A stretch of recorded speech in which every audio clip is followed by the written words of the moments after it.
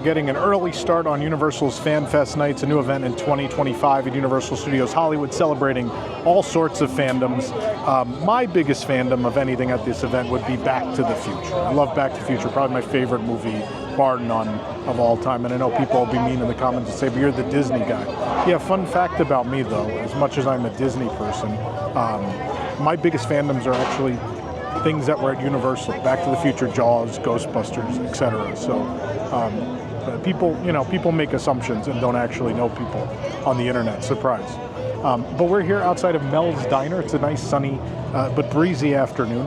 Mel's Diner is being considered Destination Hill Valley as part of this event. And the food, obviously there is 1955 is one of the big portions of the first Back to the Future movie, and actually appears in the second movie too.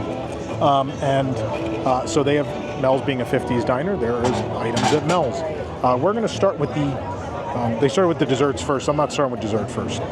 We have the Doc Brown's Chicken Pot Pie. There used to be a Doc Brown's Fried Chicken restaurant, so this is an homage to that.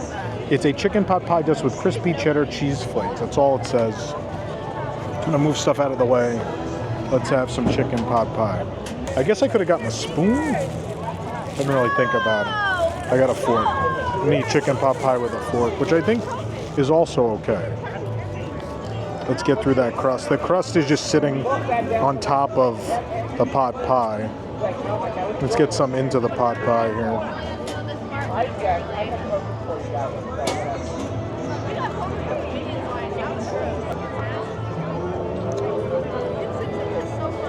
It's pretty pedestrian.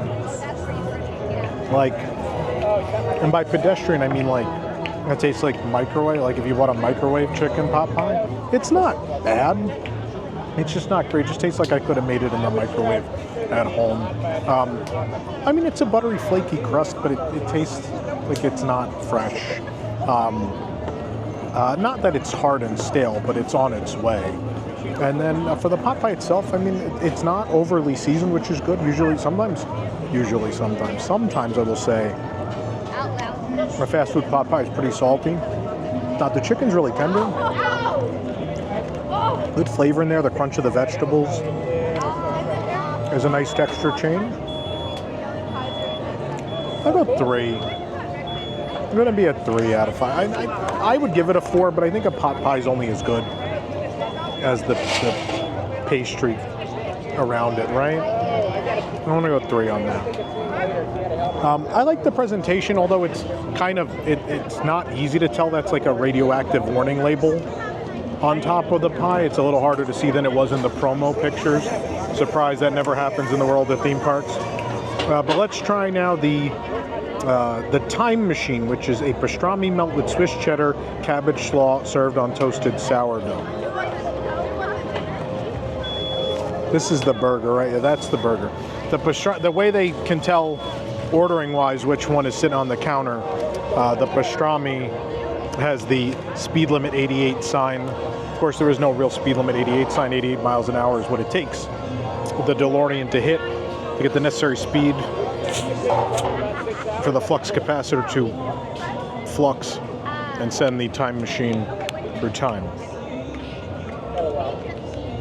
I cleanse the palate. I'm mad I bought this bottle of soda. I'm here pretty late in the afternoon, so I didn't want to buy like an all-day freestyle cup, but there are 3 specialty mixes for FanFest night, so maybe the next place I'll just bite the bullet, buy the cup, and we'll try them out, but not right now. But let's try this patty melt. Pull this 88 out of here. This is coming home with me, obviously. It comes with steak fries. Wow. Oh. That's the best thing I've eaten at any Mel's around the world. And I've been to 3 of them. Those fries are a 7, man. They're absolutely fantastic. Nice doughy interior, crispy, a little bit of crisp to the exterior. They're golden brown and just lightly salted. Love them. Fantastic. Hopefully the patty melt is as good. Or not the patty melt, this is the pastrami. This is the time machine. Sorry. I feel like I've been in a time machine. I've been jumping through time zones for a month now.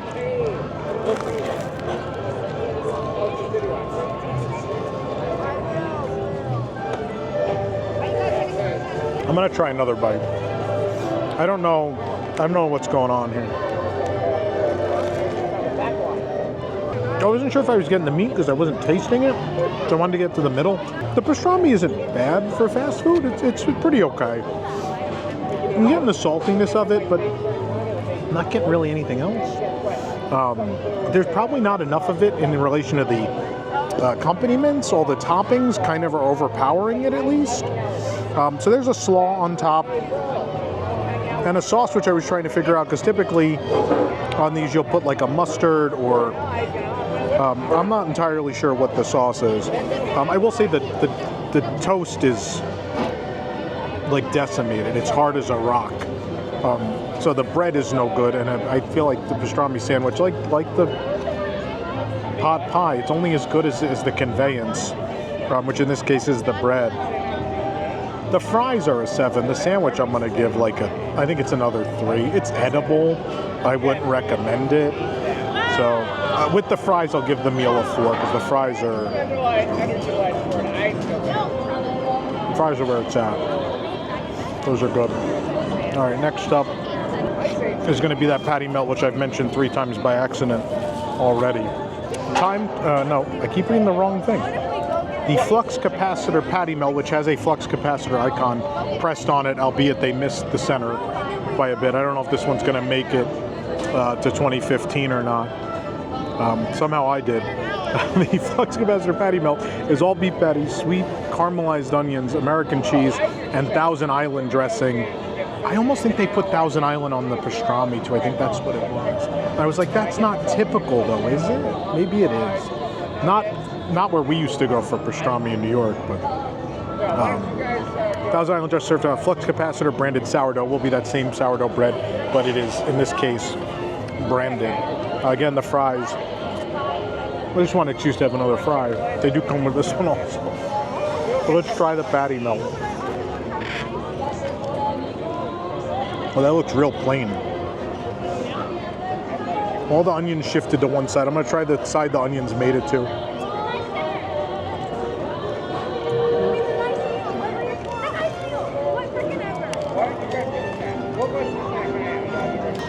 How are those 2 items made at the same time on the same bread? And the bread is totally different. It's nice and soft. Don't get me wrong, they toasted it, but underneath the toasted layer is nice, soft, fresh bread.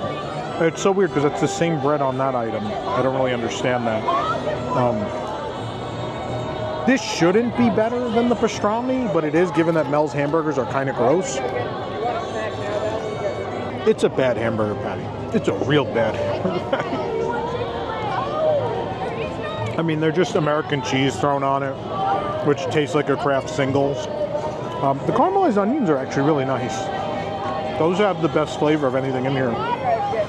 And the buttery sourdough is I would say the highlight, actually. That and then the onions. With a better burger, this would be like a 6, I think. I'm going to give them a 5 because it's pretty edible. Like it's not a great hamburger, but it's you could eat it. That's what I would say. I'm giving this is getting a 5. On to dessert. I'm doing so well. For dessert, first up we have the Out of Time cookie, which is a chocolate malt cookie with crunchy pieces, chocolate pieces. I don't know what makes a crunchy piece different from a chocolate piece. And garnished with edible flame-colored icing. Let's pick it up.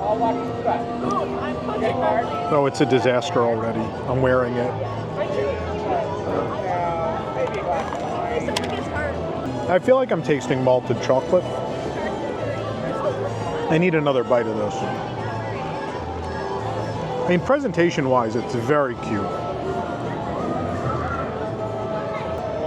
I'm getting crunchy pieces. I think they're in there. They're not on top. That's icing.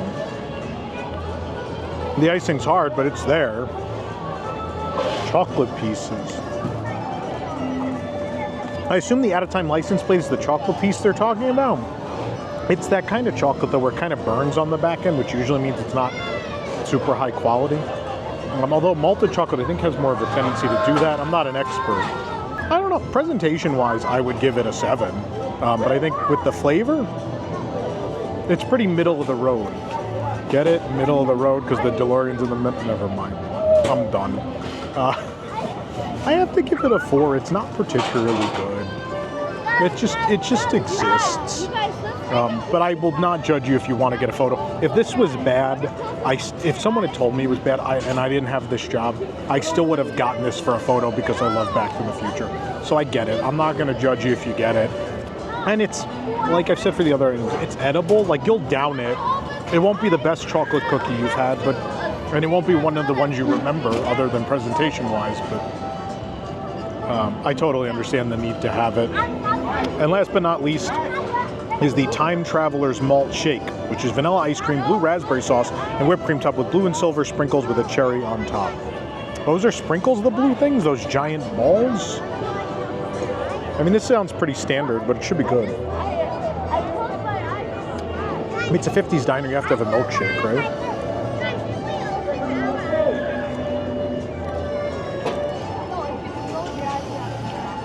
It'd be hard to mess up, and they certainly did. I'm gonna try some of the whipped cream in this big. I'm gonna try one of these big blue sprinkles. Those are chocolate balls. Those are not sprinkles. They're little balls of chocolate with a coating. I feel bad for how the rest of this review went. Typically, I wouldn't give this a super high score because it's pretty standard. I taste the blue raspberry. For sure, there's a hint of it. It's a good vanilla shake. Absolutely nothing wrong with it. So I'm gonna give them the 6. Presentation-wise, it's pretty. I guess it's supposed to look like the Enchantment Under the Sea dance, the shimmering blues and silvers. I'm a 6. 6 out of 7. But overall, a little disappointing. We've now moved on to Toadstool Cafe. For fan nights, they're celebrating Yoshi, since Yoshi will be appearing for the first time ever in America in a Super Nintendo World here in Hollywood for the event. Yoshi has appeared in the parade in Universal Studios Japan, the No Limit parade you can watch right here on the channel if you're interested. But in honor of that moment, and the rumor is we're a day before the event, but we've seen some photos. I think some of the different color Yoshis are going to be appearing as well, probably blue, pink, and yellow maybe? We'll see what happens. Don't know yet, but nonetheless, the food has begun at Toadstool, and among the items you will find at Toadstool, my menu shifted all the way up, there we go, are Yoshi's Smoothie and Yoshi's Fettuccine Alfredo. Now, who could forget that famous level in Super Mario Brothers, or Super Mario World, where Yoshi eats Fettuccine Alfredo? I'm being mean, I know, I'm joking. But this is a pesto Alfredo sauce, grilled chicken, broccoli, and mushrooms, topped with Yoshi egg bread. The egg bread is very cute. I assume it's going to be like garlic bread. A bit like an Olive Garden breadstick, but with pesto thrown on top, I think. Tasted like it was microwaved. Anyway. You guys know I always give Italian theme park food a good review.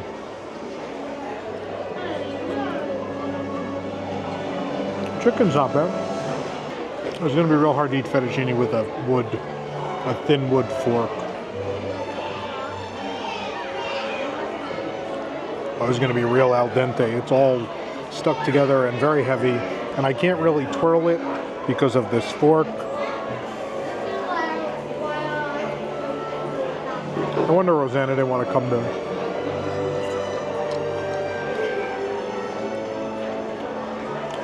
Actually, maybe that's just the fork's fault, because it's not al dente.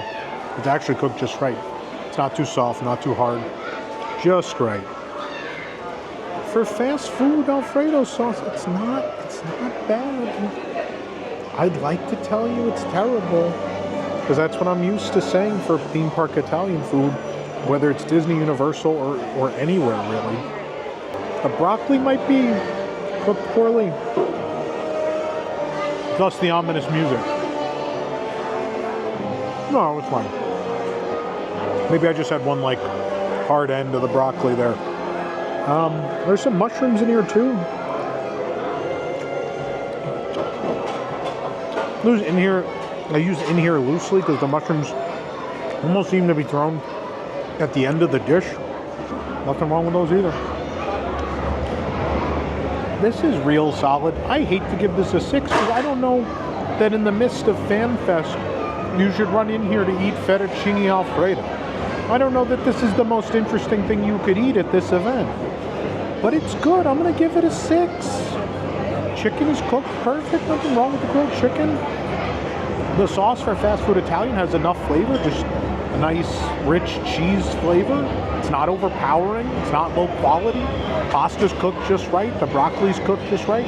So are the mushrooms. It's a 6 out of 7. Good for them. I don't know. I've had the meatball. The meatball's very good. The fire challenge or whatever it is for Bowser. So they pulled that off. They pulled this one off too. Again, is it the thing? I can't wait to go have fettuccine alfredo at that event. I doubt it. But maybe Yoshi's your main thing you're coming for, so maybe so. Now this is what I think a lot more of you will probably become. This is the heaviest drink I've ever had in a theme park. I couldn't figure out. The server brought it over, and I thought he was just afraid he was going to spill it, so he wasn't willing to take it off with one hand. Maybe that was so the fettuccine didn't flip the tray. But it's actually, this is so heavy. So maybe the tray would have flipped. I could have never imagined this was going to be this dense. The Yoshi Smoothie Apple Melon is green apple and honeydew melon with a touch of milk, topped with whipped cream, honeydew melon syrup, and a mint sprig. Sounds good.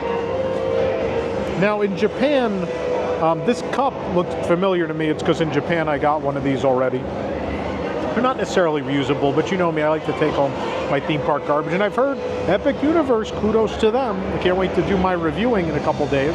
I've heard they have a lot of original special packaging for food and special cups and those things, and I can't wait. You guys know I love to collect my garbage.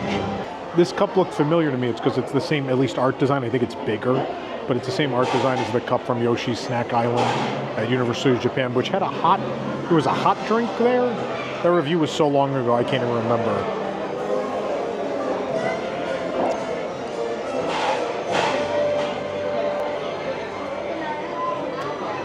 Melon Fanta. It tastes like melon Fanta. The only thing that takes it away from being just an apple, from being a melon Fanta smoothie is that apple on the back end. Actually, that time I got the apple all the way through. I don't know that, I guess melon Fanta is honeydew? I guess that's what it is. I've never asked. Maybe. That's what I'm getting here, but then with a very strong, not overpowering, but very strong apple flavor carrying throughout. It's very sweet, very tart. Maybe even a little too much so. Maybe I'm wrong about the apple. The funny thing is maybe that's the tartness of the honeydew, but the apple flavor is what's holding. I'm tasting apple. I don't know. It's very good. It's refreshing. It's very heavy. There's no way I'm finishing this alone. This is very shareable. Ask for a second straw maybe, or if you really like the person, you can share. It's good, just super tart and very heavy, and I don't think one person can have it. So for that, it's a good value then. It's very shareable, and I think that's what people want to do at these kind of events. There's a lot of interesting food. You want to grab a thing or two at each place and kind of split and share and try as much as you can. If it was a little less tart, I'd give it a 6. I'm going to go 5. A 5 out of 7. It's good. They probably put a splash of milk. I'm not getting a milkiness out of it. Whipped cream, pretty standard whipped cream. There is like a melon gel or topping over the whipped cream, which with the whipped cream is very, very pleasant. It may make me want to raise the score actually. I like that. Can I mix that in? Will that do something? Or they're different textures so it won't really mix. It's still just real tart. I'm going to go 5. You may like it more than I do. I certainly don't think it's bad. I just don't think it's amazing. It's time to boldly go where no man has gone before, to the ER after eating too much at Universal Studios Hollywood. We're now at what is being called Quark's Cafe. This is usually Hollywood and Dine, I believe. That's the usual name. Yeah, Quark's Cafe at Hollywood and Dine. There's a surprising amount of theming in there. They were closing. I didn't get to take a lot of video, but you're looking at photos now. They decorated it quite a bit. I'm really surprised that it was very cute. There were a couple of Trekkies in there waiting for their food also, and they really seemed to like it. I'm not the biggest Star Trek fan in the world. I've seen all the movies. My father made me watch a lot of the movies when I was younger, and then I've seen the newer series, and that's the extent of my Star Trek knowledge, so I apologize. This won't be the most knowledgeable food review, but this, I will say, of all the menus, this was probably the most interesting stuff I've seen, and I think people, regardless of Star Trek fandom, will be eating here. We're going to start with the Klingon Targ legs, which are char siu honey pork wings served with kimchi fried rice. I should probably grab utensils quickly. Let me do that. Utensils are a good thing to have when you're going to eat Klingon Targ legs, so I've been told. I mean, char siu honey pork wings sound good to me. Let's see, I'm going to see if I could just use the fork. If they're good, they should come right off the bone.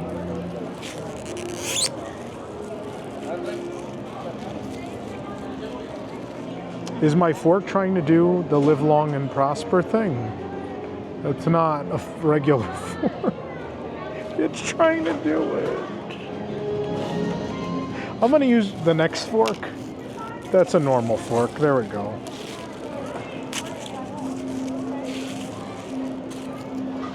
There we go. All right. Char siu pork wings. Yeah, that one fell right off.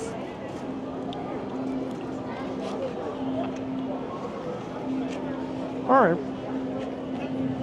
Why did I sit myself against a pole? I don't know. I hate myself. I'm just trying to fit in with everybody.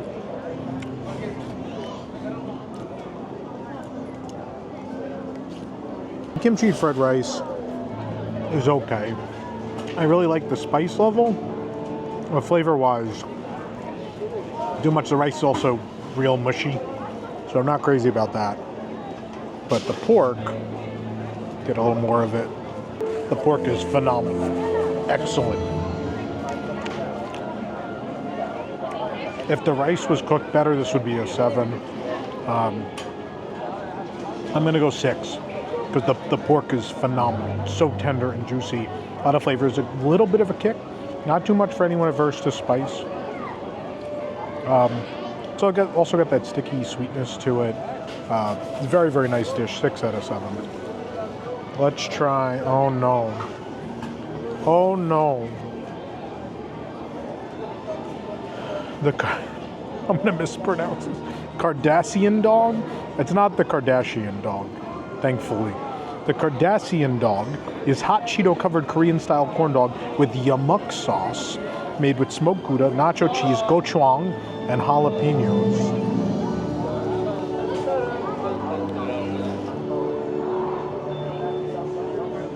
I hate my life. What is yamuk sauce? I don't even know. I put some in. What did I just eat? I think there was a burnt section. It's real hard. Yeah. I think they killed some of the bread and got extra crispy, which is not good for a corn dog. Do not recommend. Because the hot dog's a little overdone too, but the hot dog has good flavor. I mean, the hot Cheeto covering tastes like hot Cheetos, but hot Cheetos over a burnt corn dog is not the best combination. I'm guessing this sauce is cheese. I felt like there was a bit of a queso flavor. Now, what's interesting is this comes with those steak fries again, but they are seasoned. I don't know if that's just more hot Cheeto dust. Is that what that is? These aren't even on the listing.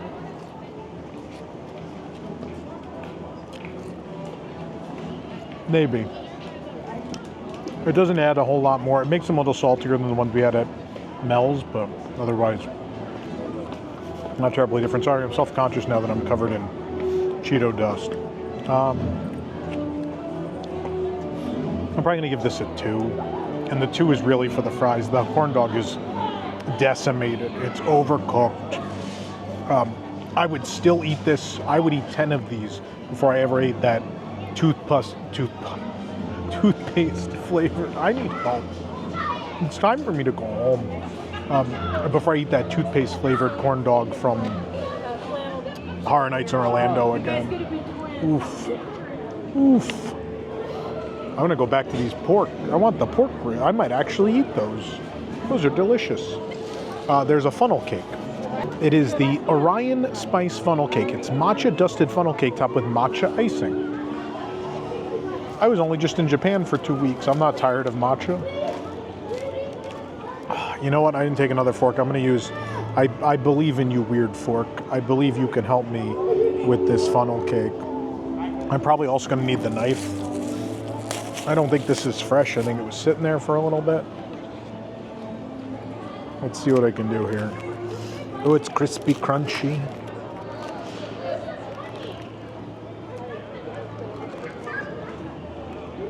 Oh, wow. That is a lot of cinnamon sugar. It didn't say anything about cinnamon sugar. There are giant clumps of cinnamon sugar on there, unadvertised. I'll try a little more. I want to get deep in there just to see if it's good without one of those chunks, maybe.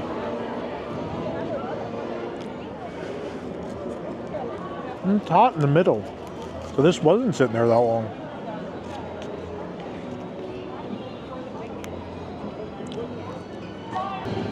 I will say the matcha flavor is light. It's not overpowering. There's just a hint of it. There's a sweetness from the whipped topping.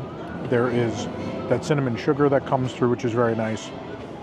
This is pretty good. I imagine when they're pumping them out pretty regularly in the middle of a fan fest night, they'll be fresher. It's not terribly unfresh now.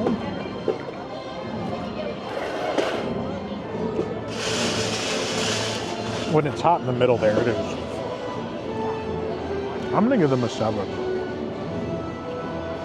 It's very good. I think they can, using that middle as a parameter, or as a guide, for what this will taste like if you get it as soon as it's made, which is what's intended and what will likely happen at the event. I think it's a 7. Well-cooked funnel cake, a little crispy, but certainly nothing wrong with that. Still doughy on the inside. The sweetness of the cream, the taste of the matcha icing, the cinnamon dusting, really pleasant sweet dish. Very shareable, obviously.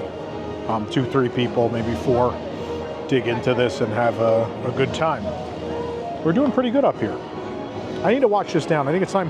What do you have with your funnel cake? Of course, a beautiful wine. We are getting the Klingon blood wine, which apparently is available thanks to that nice couple inside I talked to.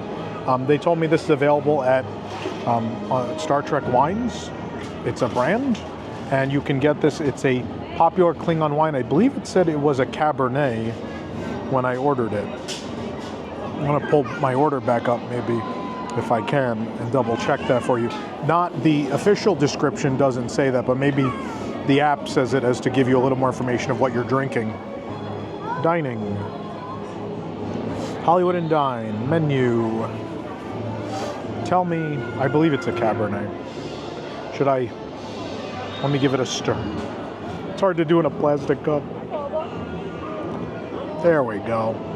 You can't see how expertly I'm doing this at home. Yeah, it's a Cabernet Sauvignon.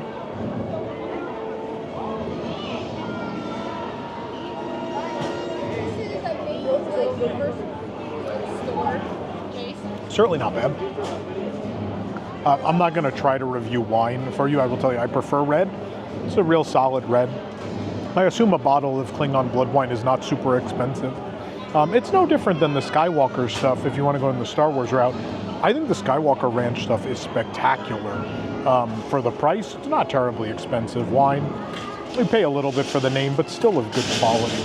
I really like this. I think it's very drinkable and enjoyable. If you want a red wine at the event, I think this is a solid option. I can't speak for the other red wine in this park.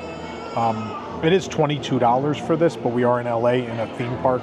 And when those two things collide, prices get obscene. So keep that in mind.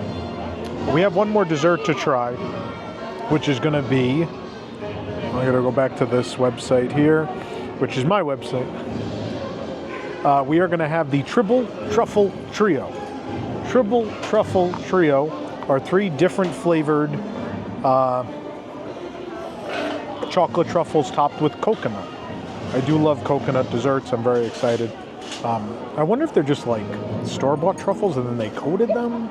I don't entirely know. I'm going to lay these out so we can get a better look at them. I also got to send some pictures of the inside in so people at home can see what the insides look like. I'm going to lay these out on a beautiful brown napkin. This will be very artsy. Beautiful photo of 3 truffles laid out. Let me get you guys a little video actually. So there are 3 colors. One is a dark brown, one is like a beige or tan, and one is pure white.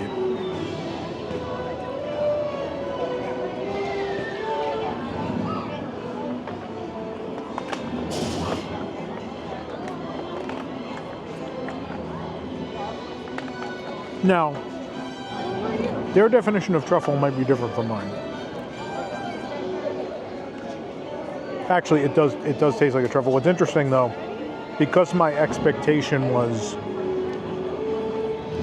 that it was going to be a truffle inside that they bought from somewhere and then coated, I was ready to laugh because I'm pretty sure the inside of this is a malted milk ball, like a Whopper. I don't know what they call them in other countries, but malted milk ball Whopper. That's what's in the center here, surrounded by, I would say, a dark chocolate.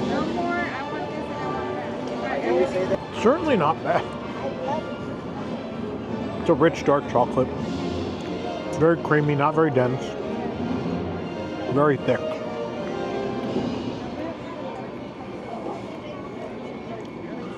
It's like eating chocolate icing. It tastes like Betty Crocker icing. So if you like dark chocolate Betty Crocker icing wrapped around a malted milk ball, which I don't know how anyone would hate, that one's pretty good. Let's try the beige or the tan one.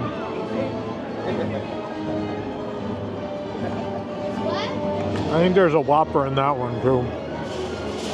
I didn't make it. This tastes a lot like the fudge in Harry Potter. I might even dare say this is butterscotch and like butterbeer fudge. I think they're reusing the butterbeer fudge. Good. This is so rich. These are so rich and sweet. They're kind of overwhelming. I'm pretty sure that's a malt milk. I gotta try it. So there will be a Whopper or a malted milk ball and all of those. It's so sweet. I need... Will the Cabernet go with it?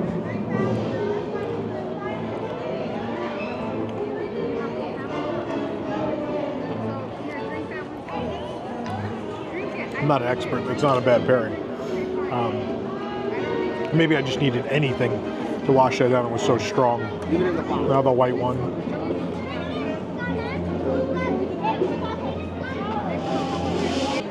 I suppose that's white chocolate.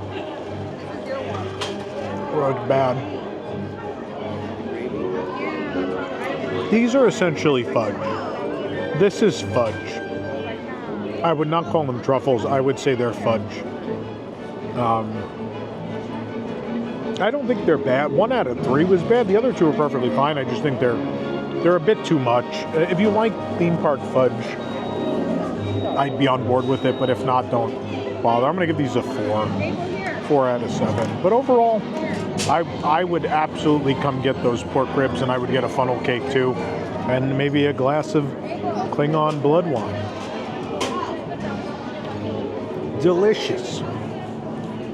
So this will conclude part 1, maybe?